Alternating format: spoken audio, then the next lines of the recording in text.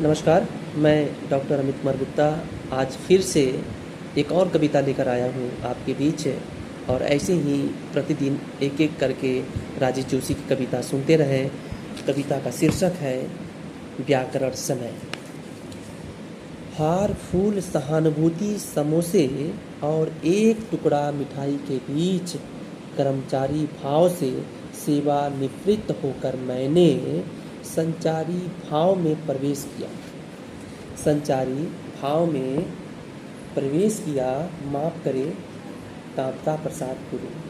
देखिए, एक लेखक कामता प्रसाद गुरु जो व्याकरण के बड़े एक रचनाकार माने जाते हैं, उन्हीं को लेकर के राजेश जोशी जी क्या कहते हैं कि माफ करे कामता प्रसाद गुरु और हिंदी के प्राध्यापक पूर्णचंद रथ की इस हिमाकत में मेरी शरारत सहमति थी और हमने व्यभिचारी भाव की तर्ज पर उच्चारी भाव से होते हुए हिंदी व्याकरण के पवित्र कोश में जोड़े। हिंदी व्याकरण के पवित्र कोश में जोड़े कर्मचारी और लाचारी भाव। कर्मचारी और लाचारी भाव, हालांकि दोनों ही भाव जुड़वा बच्चे की तरह जुड़े थे।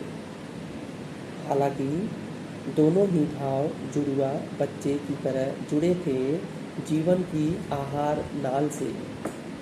उच्चारी भाव को उच्चकों से जोड़ते हुए हमने लुच्चेपन के बारे में लुच्चारी भाव को इजाद किया। एक तरफ देखा जाए तो राजेश जोशी की जो कविता है वो व्यंग पर कुछ हद तक आती है।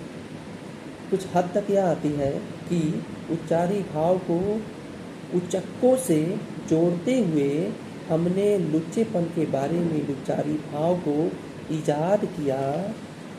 कविता में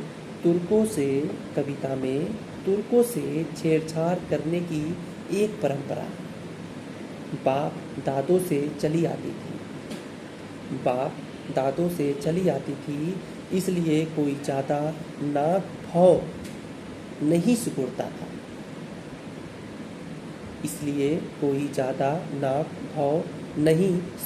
था। व्याकरण लेकिन गंभीर लोगों का काम था। उसमें उच्छृंखलता को टेढ़ी नज़र से देखा जाता था।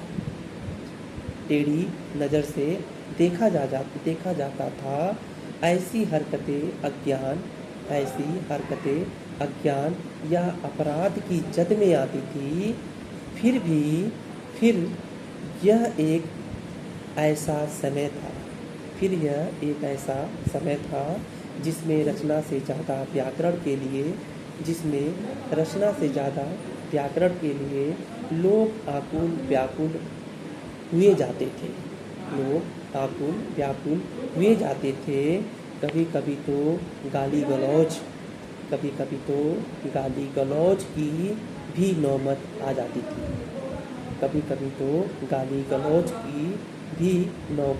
आ जाती थी। धन्यवाद।